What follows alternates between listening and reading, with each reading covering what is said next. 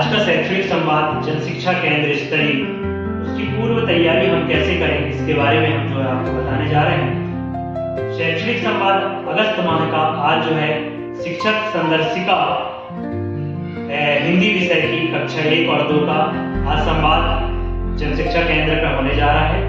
इसके पहले हमें क्या क्या तैयारियां करना है उसके विषय पे हम आपको जानकारी देंगे, जिस तरीके से आप भी अपने जन शिक्षा केंद्र पर तैयारी कर सकते हैं। सबसे पहले हम इस प्रकार का चार्ट यहाँ बनाएंगे जिसमें आपके सुझाव, आपके प्रश्न, ये पूर्व तैयारी है। फिर यहाँ पर हम स्वागत के लिए कुछ मोनो दिए गए हैं, इनका उपयोग करके हम जो है सारे टीचरों का स्वागत करेंगे। इसके बाद हम जो है हमारे पास जो राज्य शिक्षा केंद्र के द्वारा हमें सहजकर्ता के रूप में मार्गदर्शिका दी गई है, उसका उपयोग शिक्षक संदर्शिका हिंदी विषय के लिए और इसके साथ साथ एक बोर्ड की आवश्यकता, और ये हमारे जो चार्ट में कुछ शैक्षणिक सिद्धांत डिजाइन, इसके बाद हमारे उद्देश्य और जो है हमारे यू आकार की ये बैठने की व्यवस्था पूर्व से ही हमको तैयार करके हमारे जन शिक्षा केंद्र में रखना है, जिसमें कि अगले दिन जो संवाद हम लोग करेंगे उसमें बैठक व्यवस्था सुनिश्चित हो सके, जो कि राज्य शिक्षा के केंद्र के निर्देश के अनुसार हमारी जो बैठक व्यवस्था यू आकार की होनी चाहिए, चंद्राकार की होनी चाहिए, जो कि हम इसको कक्षा में भी फॉलो करेंगे। अब जो है इसके बाद हम अपने शिक्षकों का आने का इंतजार करेंगे। जन शिक्षा केंद्र पाठा सिहोरा। अपना बेस्ट दीजिए, मगर हम यहाँ पर एकत्रित हैं कि हम सर का अनुभव जान सके, मेरा अनुभव आप जान सको, आपका अनुभव मैं जान सकूं। तो हो सकता है आपके पास कुछ अच्छे आइडिया हो जिनको मैं अपनी कक्षा पे लागू कर सकूं। ये केवल आपके सहजकर्ता रहेंगे, है ना। जैसे आपने देखा लोकसभा विधानसभा में वहाँ चेयरमैन बैठा होता है ना, पक्ष विपक्ष दोनों बात करते हैं, वो केवल जो है उनको जो है एक प्रकार से समायोजित करता है, उनके बातों को रखने के लिए केंद्र बिंदु होता है। क्योंकि पक्ष वाला ही बात करता है तो चेयरमैन की तरफ मुंह करके बात करता है, विपक्ष वाला ही बात करता है चेयरमैन की तरफ मुंह बात करता है, वो उनसे जवाब लेता है, ना कि पक्ष वाले का विपक्ष से और विपक्ष वाला पक्ष से। देखिए ऐसा आप यही होना आपके पास जो भी अनुभव है आप यहाँ सदन में लेके आएंगे, अपनी बात रखेंगे, और जिनको नहीं बन रहा वो खोल करके पूछेंगे, और जिनसे बनता है वो अपनी बात को स्पष्ट कर देंगे। ठीक है। शिक्षक संदर्शिका की उपयोगिता पर, हिंदी शिक्षक संदर्शिका की उपयोगिता, और इसके तहत ही आपको चर्चा करनी है। आपको तो आप बहुत सारे हमारे साथी जिनको मालूम है,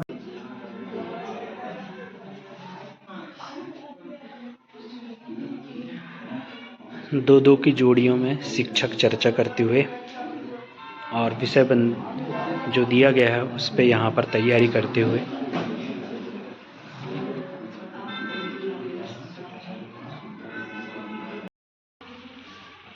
सबसे पहले ये है, ये अपना जो 5 दिन का टूर है, और वो 5 दिन का टूर में अपने को क्या तैयारी करना है वो मुझे मिला है।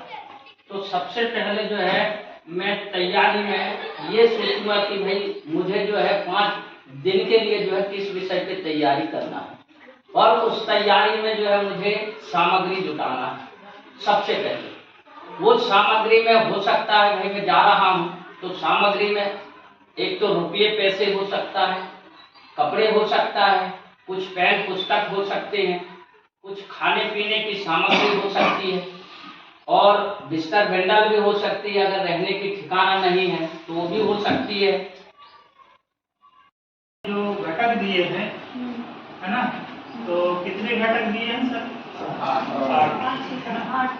तो सबसे पहला घटक क्या है?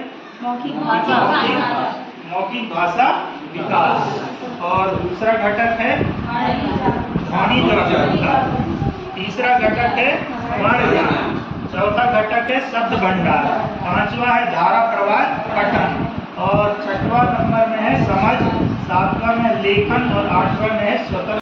अच्छी बात करेंगे। और जैसे कि दूसरा दिया है ध्वनि जागरूकता, अपन वहाँ संकेत तो बना देते हैं कि ये क्या लिखा है तो बच्चे मतलब उसको पहचान भी सकते। और मैडम जी के सामने कोई वर्ड हो जाता है कि बेटा पेड़ है या डस्टर है, ये तो मतलब बच्चे उस ध्वनि को पहचान पा रहे हैं कि नहीं। फिर जैसे अगर हम पेड़ बोले तो बेटा पेड़ में पहला वर्ण क्या आया अपन से, तो वो उस चीज को पहचान पा रहे हैं कि नहीं, ये ध्वनि जागरूकता। चलिए धन्यवाद, एक बार जोरदार तालियां मैडम के लिए। मुझे शब्द भंडार के बारे में कहा जा रहा है।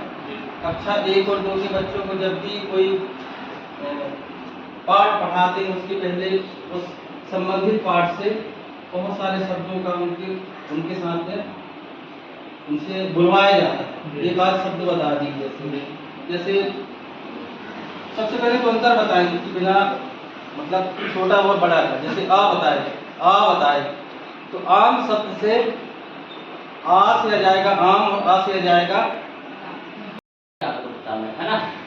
सबसे पहले जो संदर्शिका हमारी है वो सिर्फ हमारे लिए एक मदद के लिए है, और सबसे बड़ी बात वो संदर्शिका है वो हमारे जो है मदद के लिए कैसे प्रभावी हो सकता है। अगर आप लास्ट में कहोगे तो मैं एक ऐसी जागरूकता में सबसे पहले एक जो है लंबे लाइन में लिखा है कि भाई पका पपीता पक्का टूटा, तो कम से कम अपनी आवाज वो बच्चे सुन सकें और उनकी आवाज भी अपन सुन सकें। ऐसे करते इसके बाद अपन वो आवधिक आकलन करते हैं और बच्चों का पुनः अपन उसमें जांच भी करते हैं, फिर पुनर्बलन भी करते हैं। इस प्रकार से आवधिक आकलन का